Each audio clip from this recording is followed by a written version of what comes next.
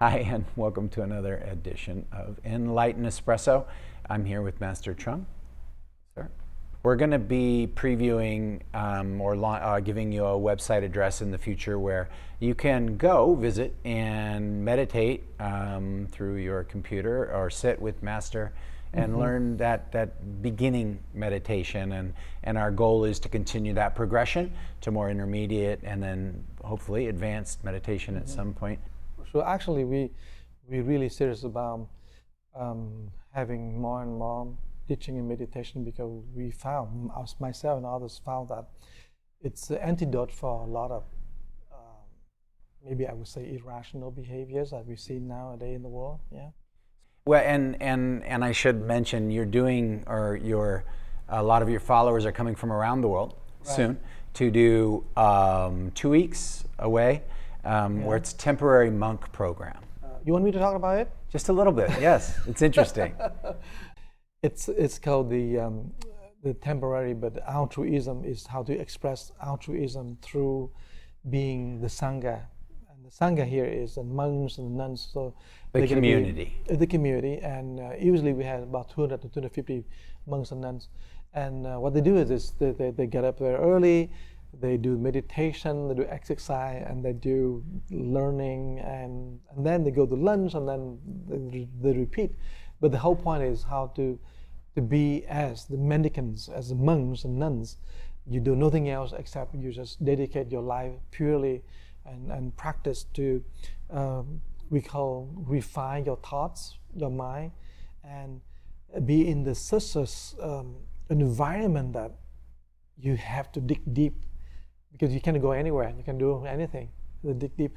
And so this two weeks is very intense. People interact and we have fun for sure, we can talk, but not like, you go down the world, but they be in the mountain. And this time it's in Big Bear up there. There we have a place that we rent.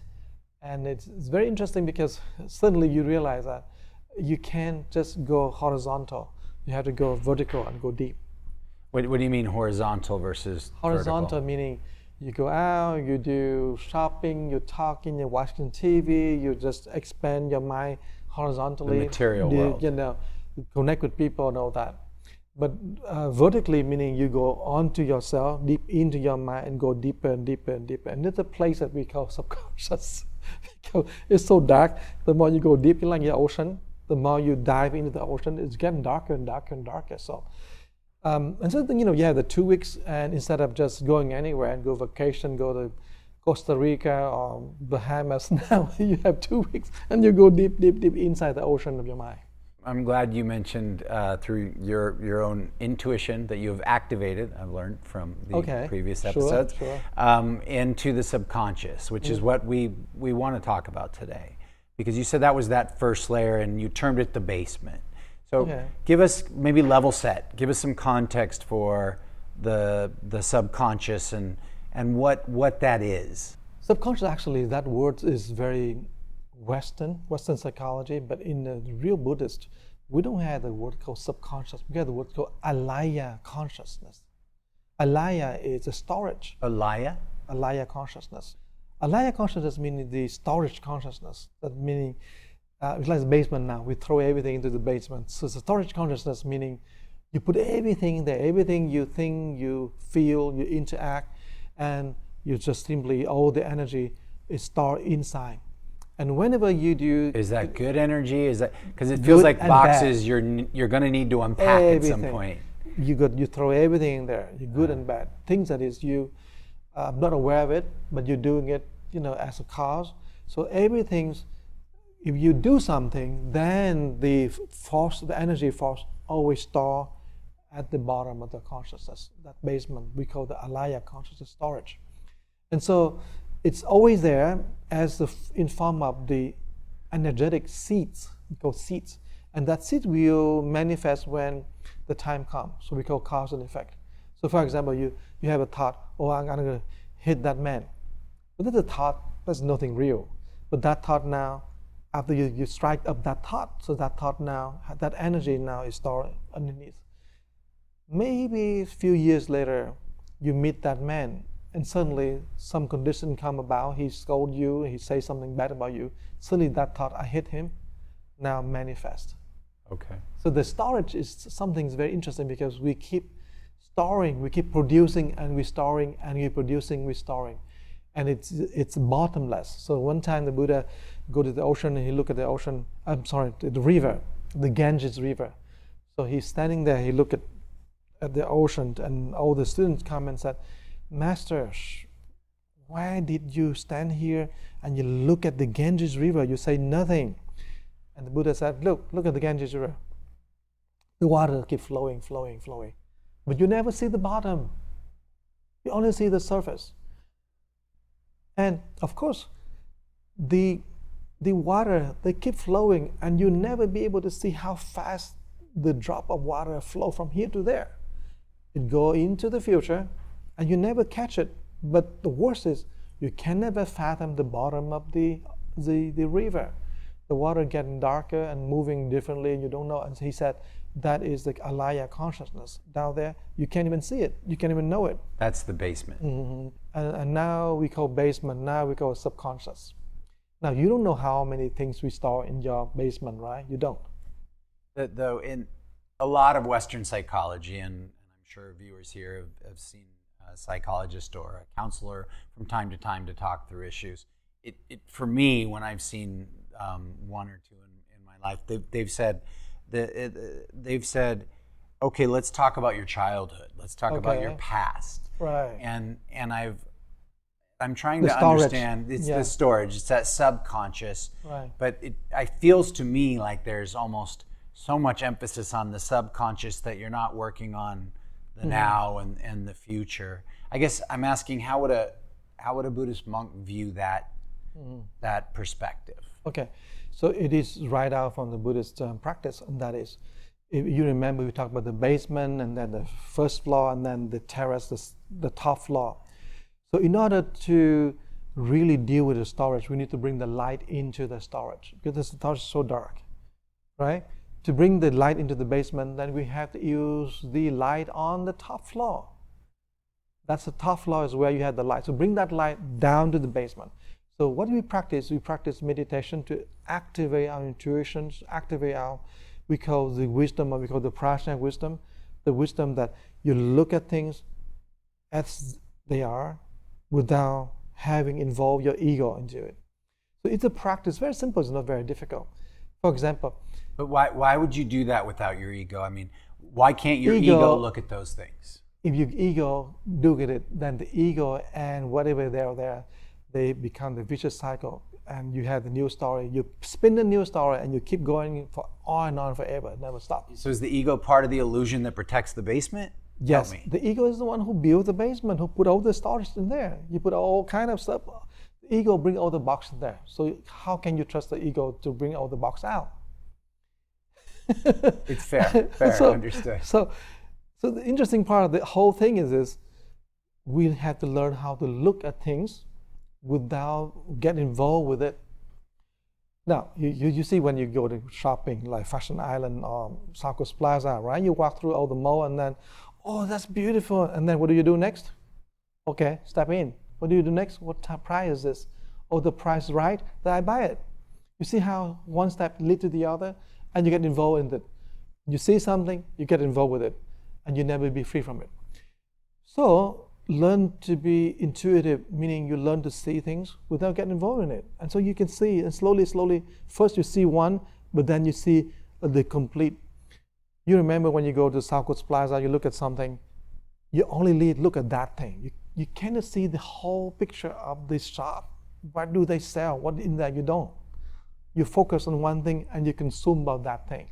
So when we look into our anger or suppressed anger, we get involved with anger, we become angry. But we don't look at the anger.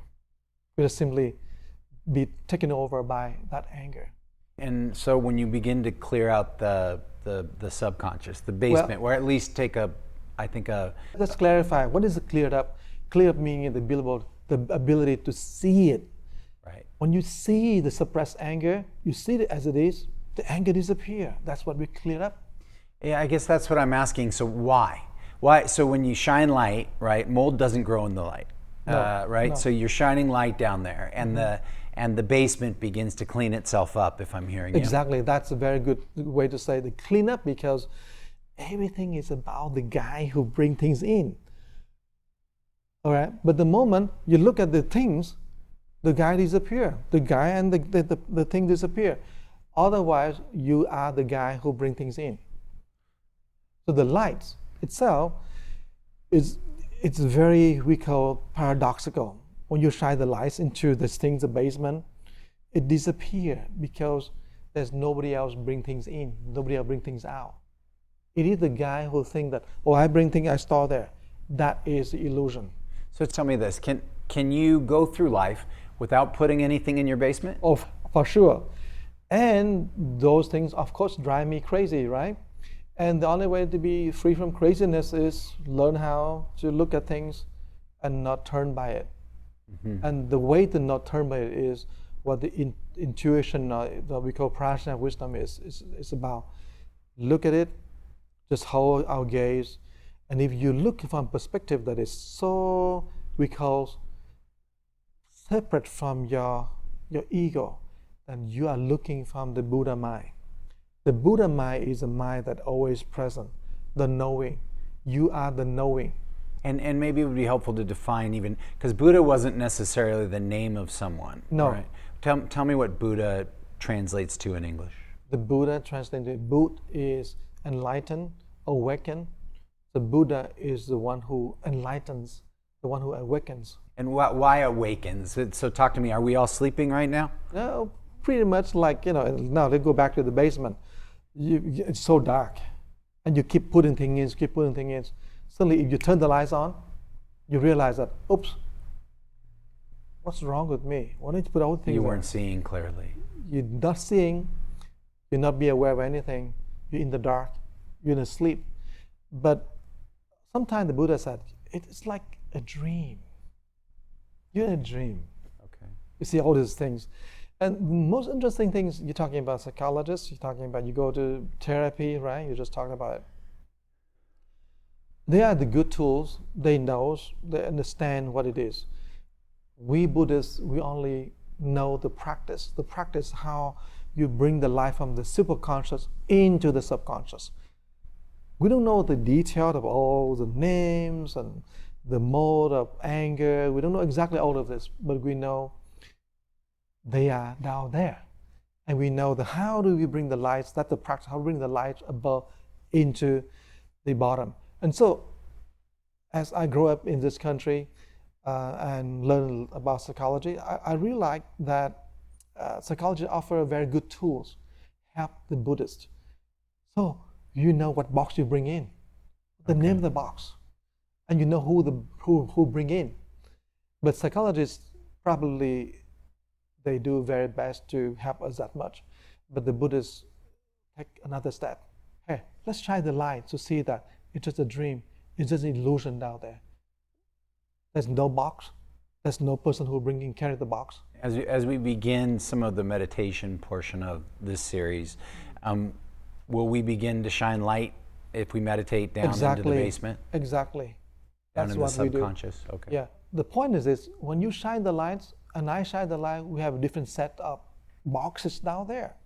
You may have this anger, maybe I have a different kind of suppression, I don't know.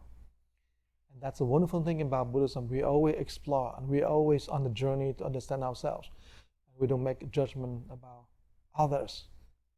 Make sense? It does, and I like that as a way to end that journey to understand ourselves. So very good. It's a good way know thyself. to finish this episode. So thank you, Mr. Thank you, Master. We'll see you next time. Okay, good. I like Mr. Master.